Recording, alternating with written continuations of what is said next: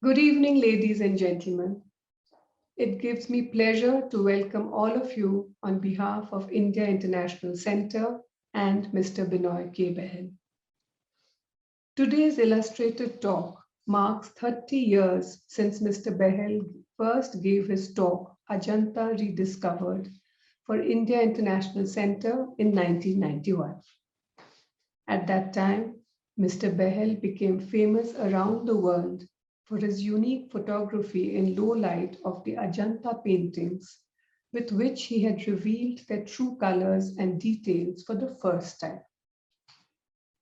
20 years ago, Mr. Behl and his office digitally restored the Ajanta paintings and other ancient murals of India to reveal what they may have looked like many centuries ago. This work was done with painstaking care and was guided not only by Mr. Behl's eye as an art historian, but also his deep intimacy with the paintings of Ajanta. During the course of the pandemic, Mr. Behl has had occasion to look at his early work and has decided to bring the legacy of this labor of love before the world. This work has also recently been saved in the Arctic World Archive, Norway, to be preserved for posterity. About the speaker Benoy K. How does one speak of an art historian who is a respected speaker at a breathtakingly long list of prestigious universities and museums worldwide, yet art history is only one part of his life's mission? He is a filmmaker who has made over 145 deeply researched documentary films. He is an eminent photographer, Buddhist scholar, and record-setting traveler. Mr. Behl is the first Indian about whom the American National Geographic magazine has done an extensive story. BBC World News have carried 3 news items about his work in India and in Vietnam. His book, The Ajanta Caves, is among the most widely read books on Indian art history in the world. In 2023, Thames and Hudson London are bringing out a new edition of the book, including his restored images, which you are about to see this evening. Behl's book, The Art of India, Sculpture and Mural Painting, in 2 volumes, has been recently published. It is a rare book which presents Indian art from all over the vast country, including remote and high-altitude regions. His book, Buddhism, the Path of Compassion, covers the Buddhist heritage of the world in 20 countries. Before Behl's work, the history of Indian painting was studied from the medieval period onwards. His documentation has clearly established the fact that there was a continuous and great tradition of painting in India coming from ancient times. Ladies and gentlemen, art historian, filmmaker, and photographer Benoy K. Behl presents Ajanta Digitally Restored. Over to Mr. Behl now. Thank you.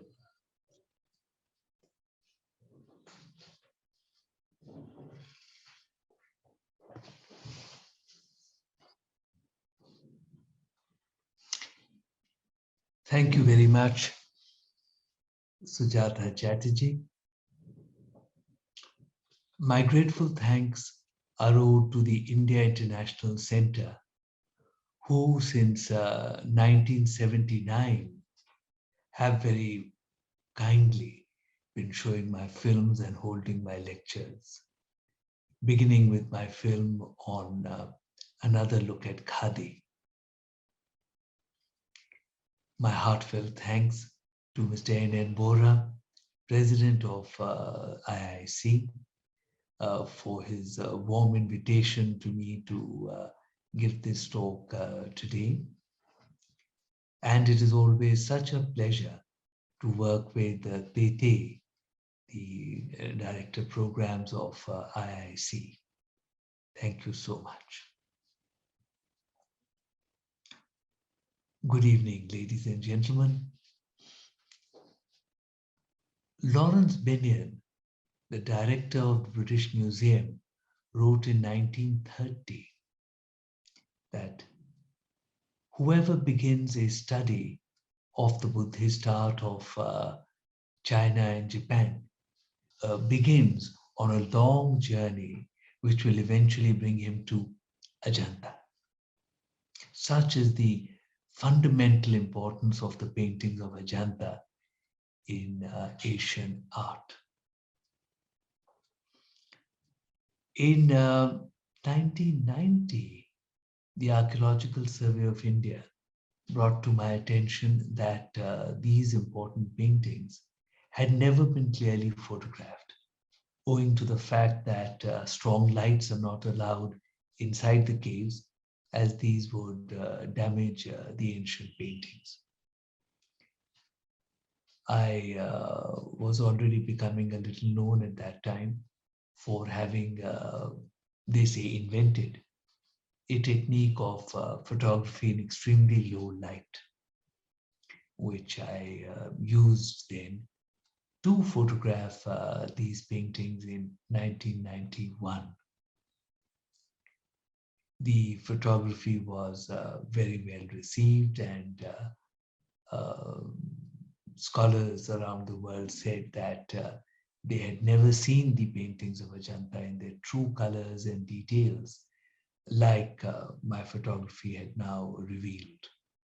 I was invited immediately by the most important museums and universities of the world to come and lecture and to show these paintings. So that was the British Museum, the Victoria and Albert Museum, the University of London, the Smithsonian Institution, the Tokyo National University, etc. There was a very large number of institutions that very kindly called me to show this work.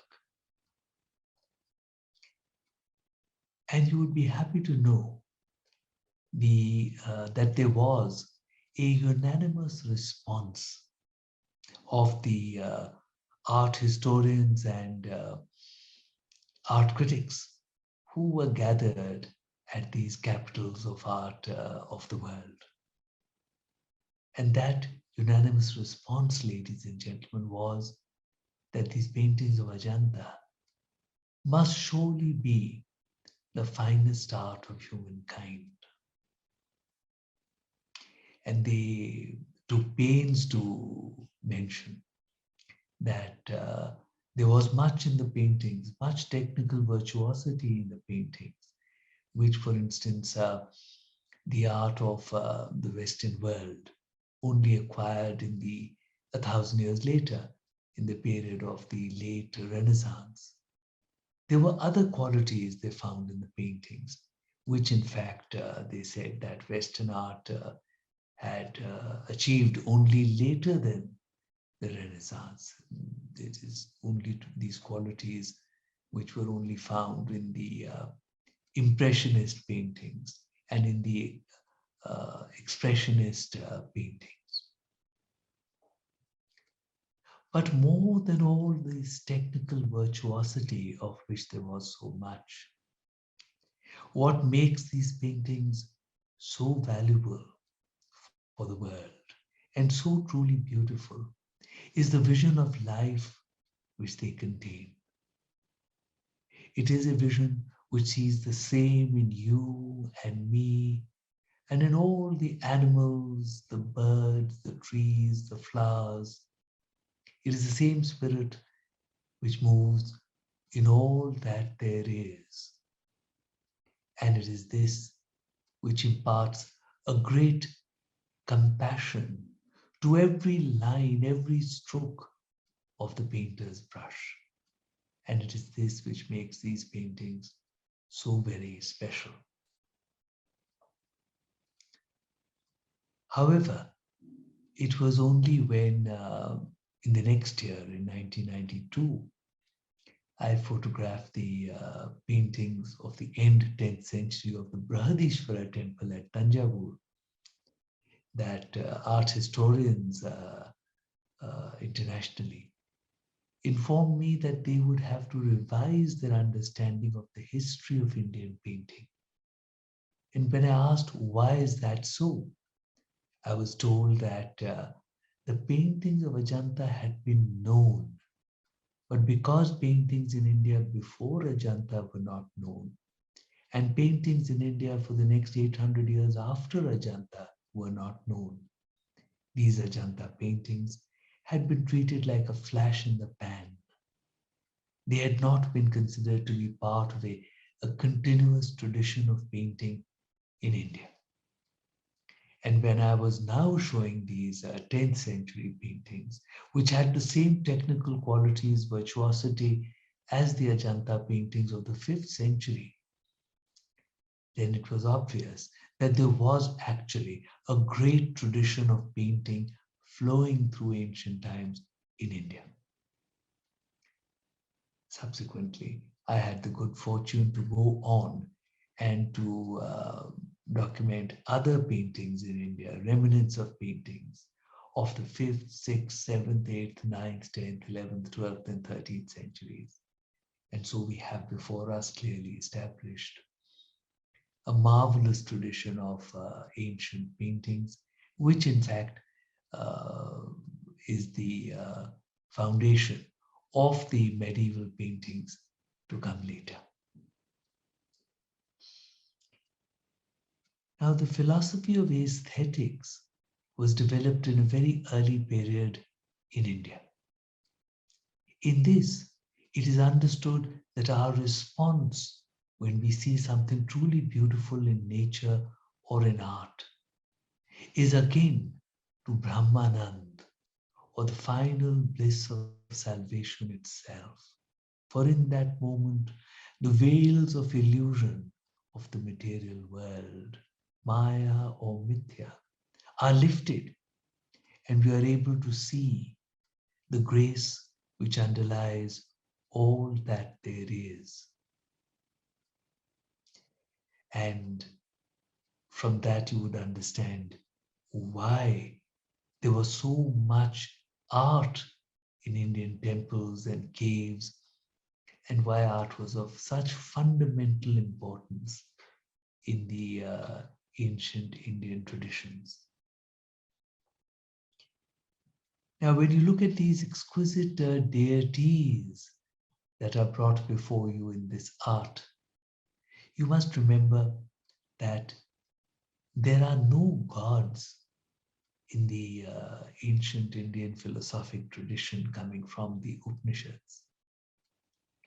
There are deities, deities who are the personifications of concepts and qualities within yourself, like wisdom, compassion, the boundless energy, the courage with which you may meet the demons of your ignorance.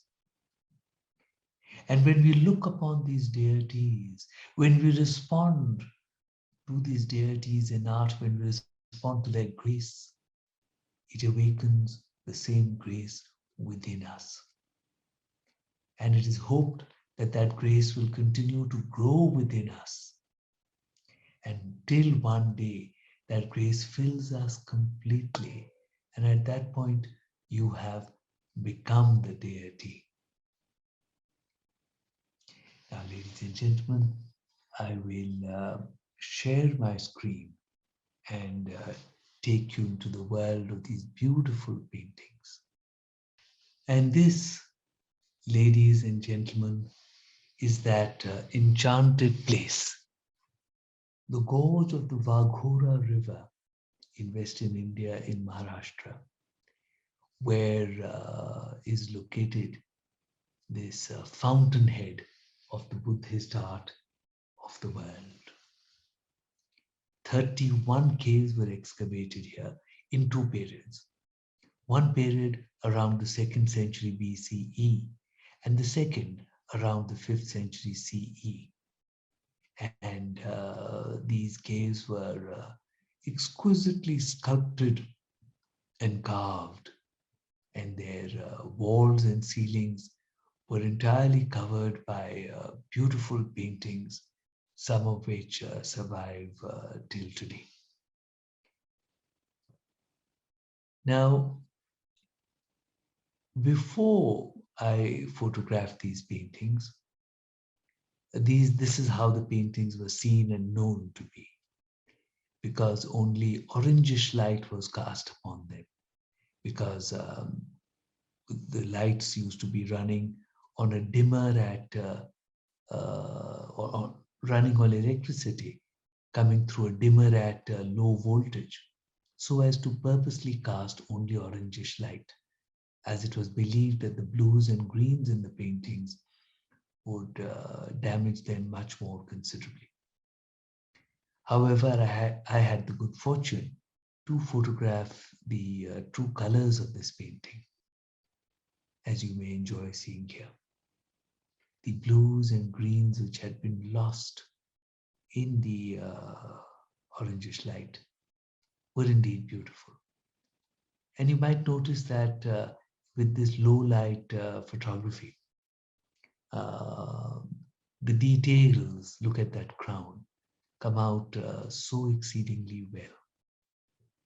And I had the good fortune of giving this talk for the India International Center on Ajanta Rediscovered back in 1991. However, there is much damage on the paintings. You see here a painting which in fact fills me with awe, because this is the oldest surviving painting of the classic tradition in India and in Asia. And this painting is of the 2nd century BCE in cave 10 of Ajanta. However, as you see, much early 20th century graffiti has obscured the paintings, and one is not able to see the painting very well.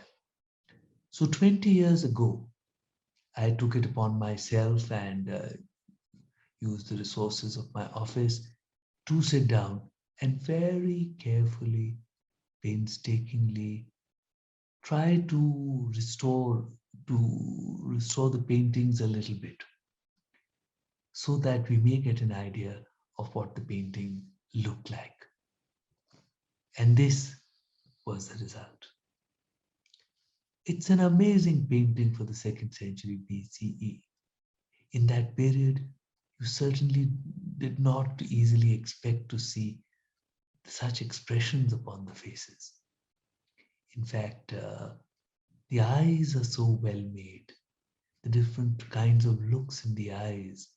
If you look at the figure on the left bottom, that inward look, which becomes a hallmark of ancient Indian art, that inward look which makes the Indian ancient art to be among the most beautiful work of humankind, is already here in this early period in the 2nd century BCE.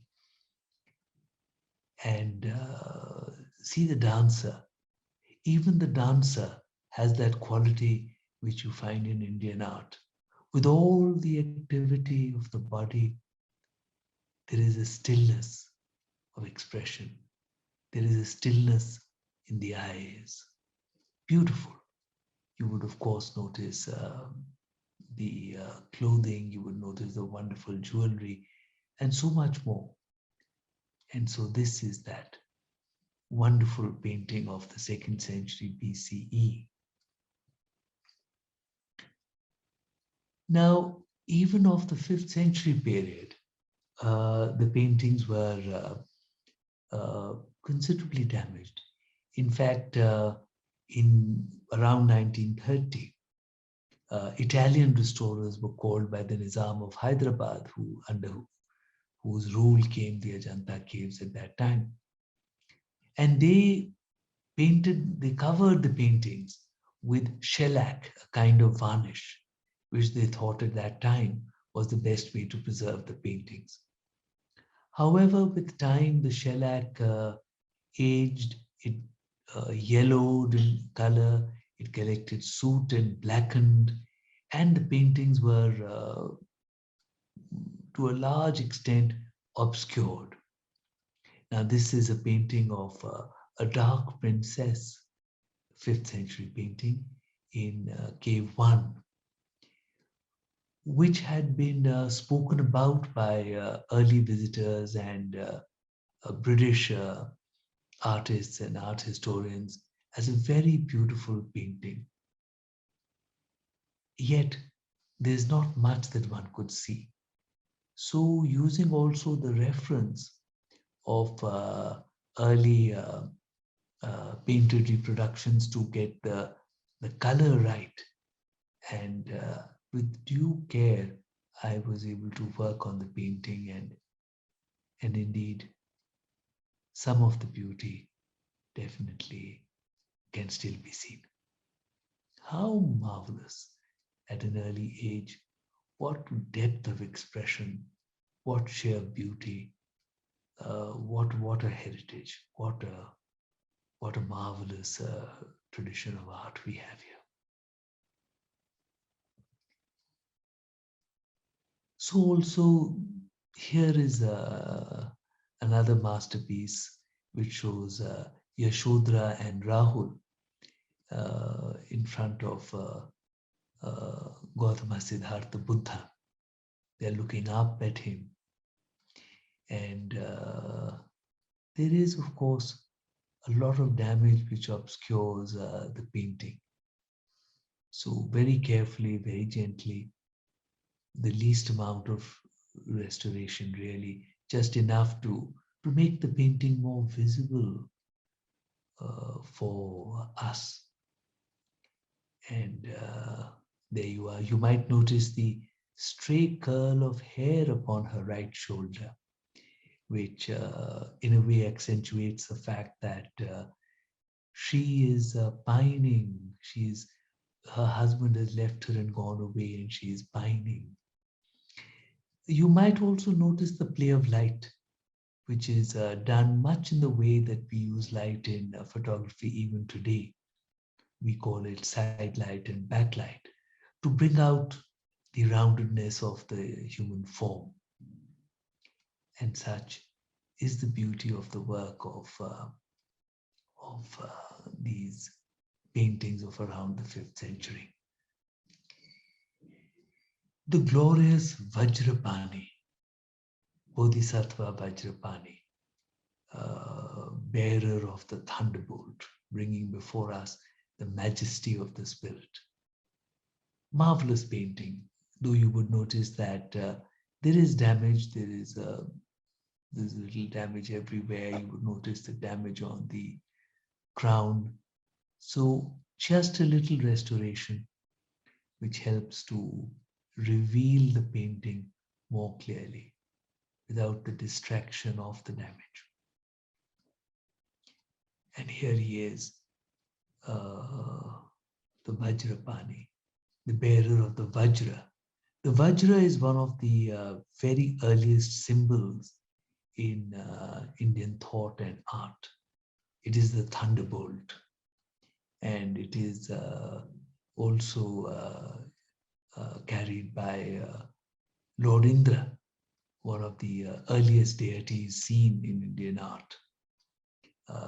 You see him, his earliest representation of the 2nd century BCE in the Buddhist caves at Bhaja. And the Vajra continues till today.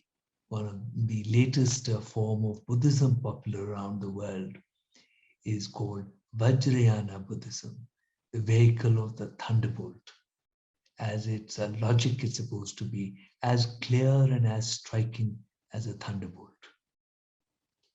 And so we have here the majesty of the spirit.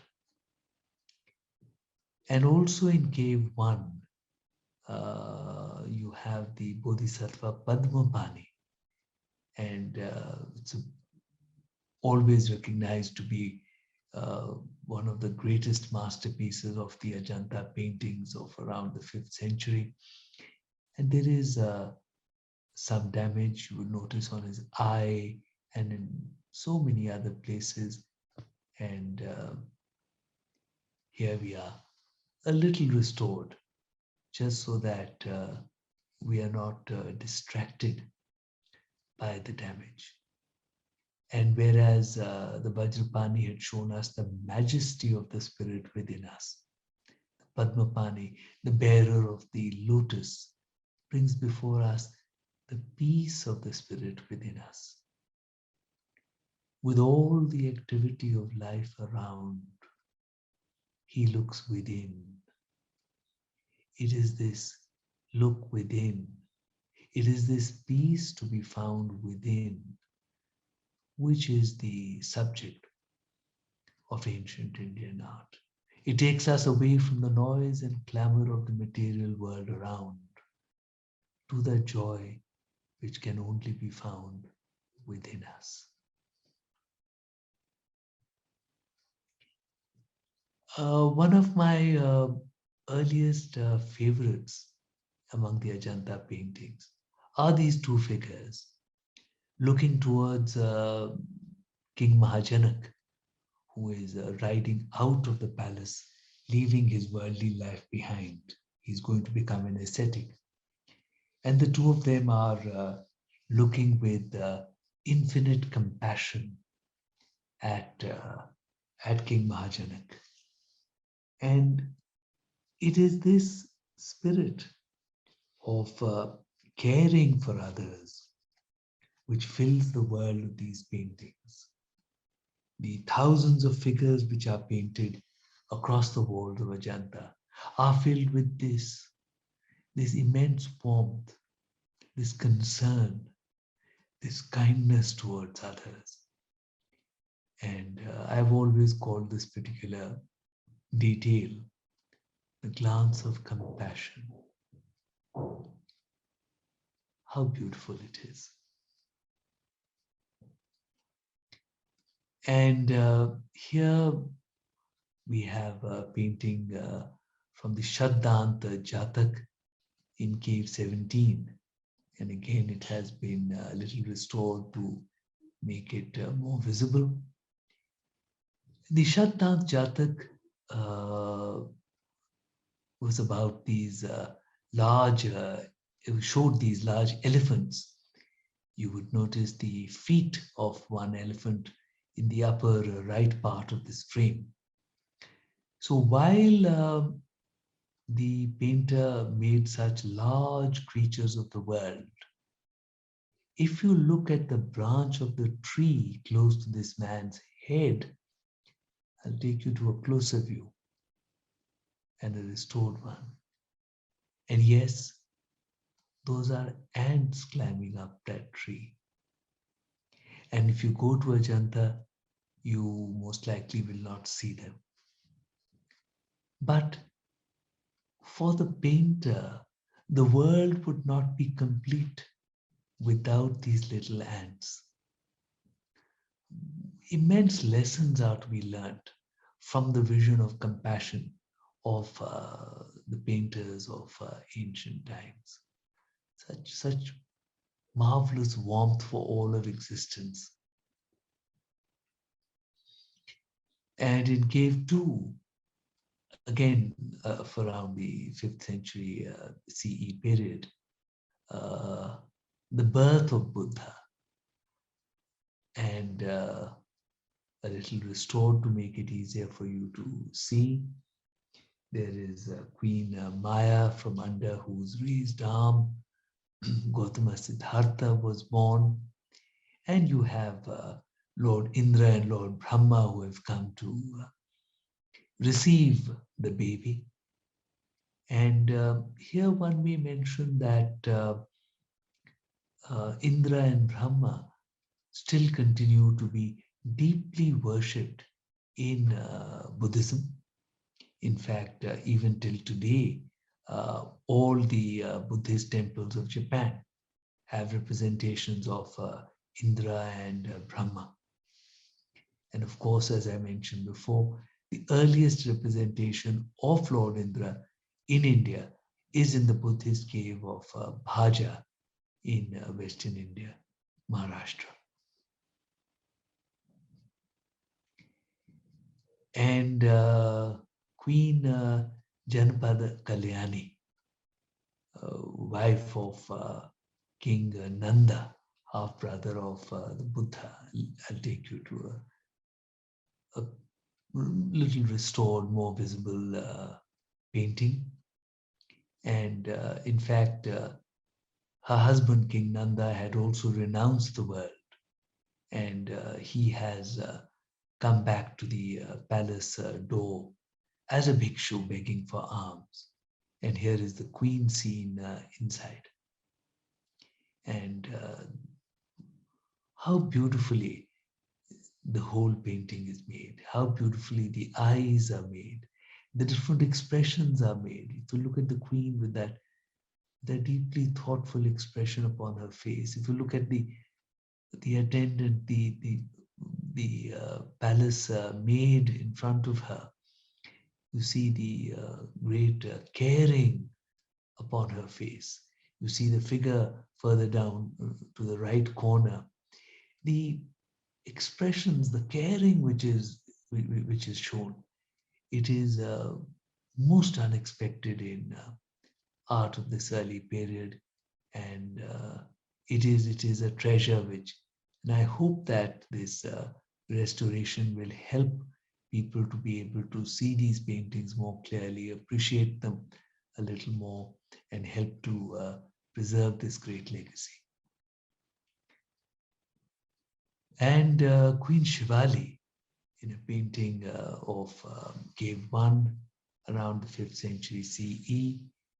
I'll take you, there's much damage. You will notice the damage of the nose, the damage in the lower part of the picture. Take you to a little restored image. And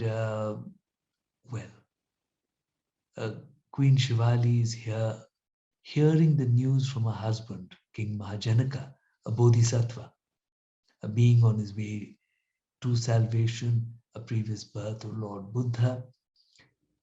She's hearing from him that he is going to be giving up the palace and going out into the forest as an ascetic.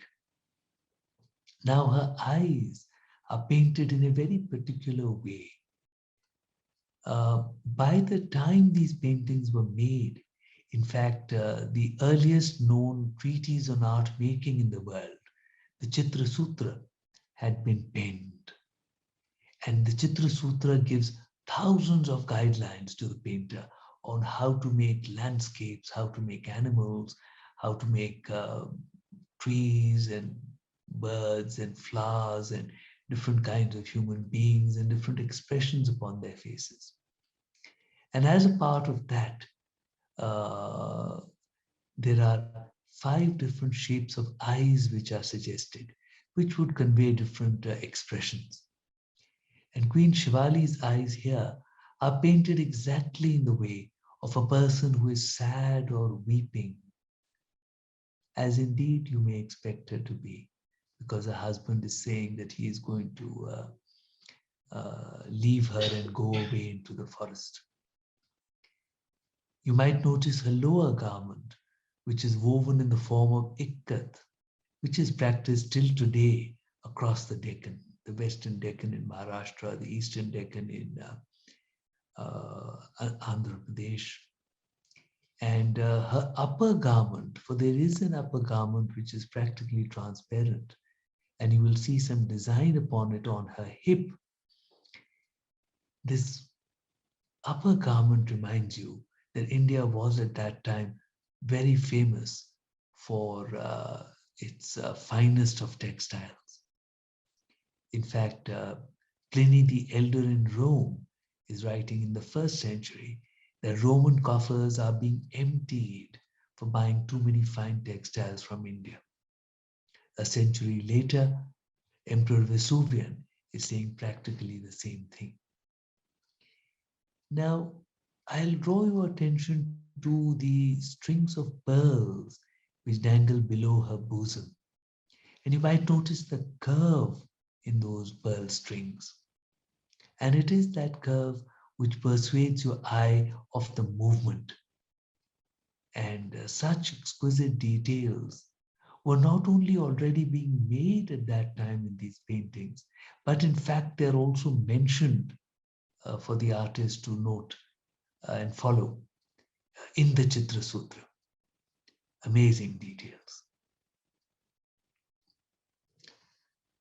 We move on to other Buddhist paintings, scarcely seen, practically unknown, of the 5th century.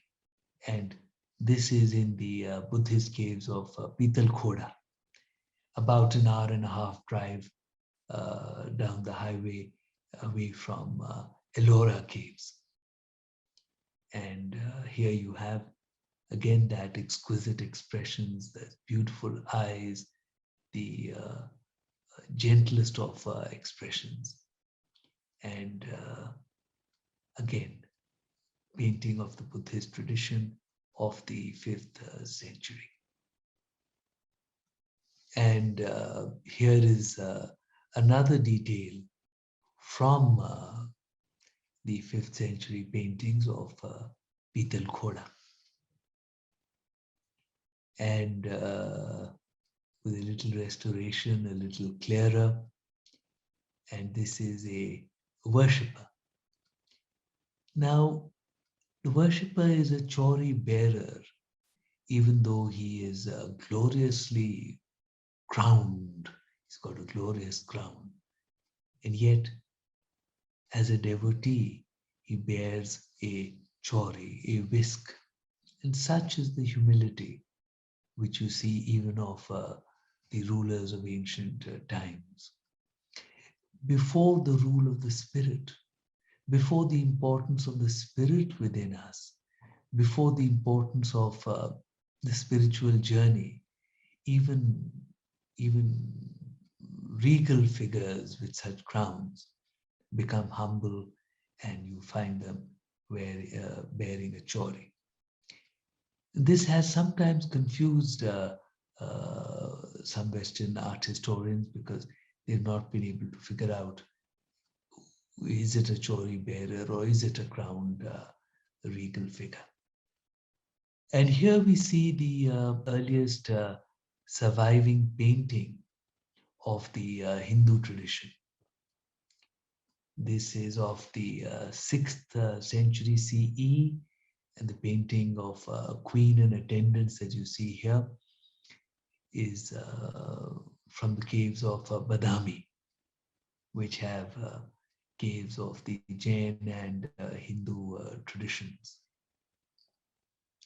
And again, though not much survives on those cave walls today, in fact, even what I had seen and photographed back in 2001, even this is not so much surviving as was found by National Geographic when National Geographic were doing a story about my work and going to the places that I had photographed.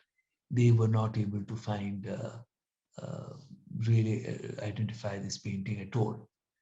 So I'm glad that I managed to photograph it in 2001. And well, here you are, digitally restored 20 years ago. And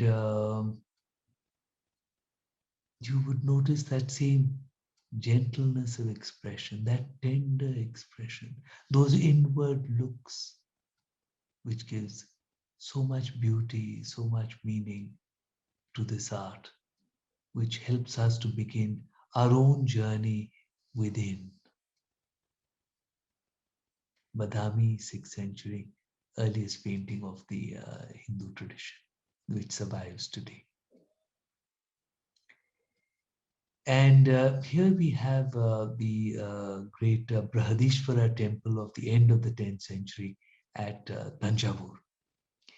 And though you can't make out in this photograph very well, but there is a metal stairway going up to the side of the tower, which takes you inside an inner ambulatory, which goes around the Garbhagriha, and that has paintings on it going up to a height of 20 feet. And these paintings had not been clearly photographed before until I was asked to take the photographs in 1992. And the absolutely glorious paintings which helped me to establish a continuous tradition of painting in India. And well, there is in many instances a fair amount of damage of the paintings. And here you see a little restored image of this worshipper. And you would see, as in the other ancient art that you saw, that infinite gentleness of expression. It is a worshipper that awakens the feeling of worship and adoration within you.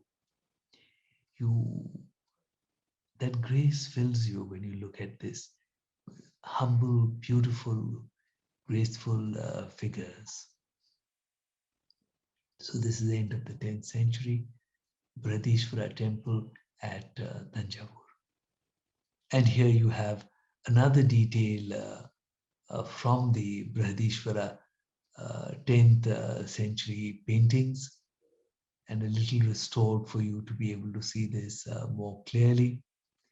And this is looks like it is a panda from Banaras carrying his very typical little sunshade, and in his hand he has what looks like a Janampatri, or the astrological details of somebody's birth time. And marvelous paintings which are which convey exactly in terms of expression and in terms of technical virtuosity. The painter seems to be fully in control of his medium. And here we move on to an early Buddhist monastery at Nako, at about 13,500 feet altitude in a trans-Himalayan part of Kinnaur in Himachal Pradesh. And these paintings were made by Kashmiri artists who were invited for the purpose of painting and sculpting a legendary chain of 108 Buddhist monasteries which were made in around the 11th century in Ladakh, Lahore Spiti, Kinnaur, and Western Tibet. And they were exquisitely painted by the Kashmiri artists. And this was just about a century or so after Abhinav Gupta, one of the best known Indian philosophers of aesthetics, was living in the valley of Kashmir. Truly, the art of Kashmir is some of the finest art of the Buddhist and Hindu tradition. And this again is a mandala deity in Nako, same location as you just saw the last detail. And these are all very finely made small paintings. This roundel inside which you see this painting would be just about less than, just about 3 inches inside across in diameter. And yet within that small space, such grace is captured so beautifully. That tilt of the head, that beautiful lyrical grace, which reminds you that there is an end to the sorrow of the world. Naku, Kinnaur, around the 11th century. And the tradition of painting, the tradition of Buddhist paintings, traveled from the shores of India to the many countries of Asia. And this painting that you see is from Polonnaruwa in Sri Lanka. And these are again Buddhist paintings. And you see this devotee here. And these paintings are very similar to the paintings of the Brihadishvara temple. And indeed, there was the influence of the Cholas in this part of Sri Lanka at that time. And with this, ladies and gentlemen, I come to the end of this brief selection of paintings, restored paintings, which I had put together for you to show you this evening. I must share that it has been a glorious journey. It has been a wonderful journey since I photographed the paintings of Ajanta for the first time. It has been many moments of bliss, of joy, of peace. This tradition has been very enriching for me, and I hope a little enriching for those that have had the good fortune to share it with. My many thanks once again to the India International Center for this opportunity to share all this with you. Thank you all so much.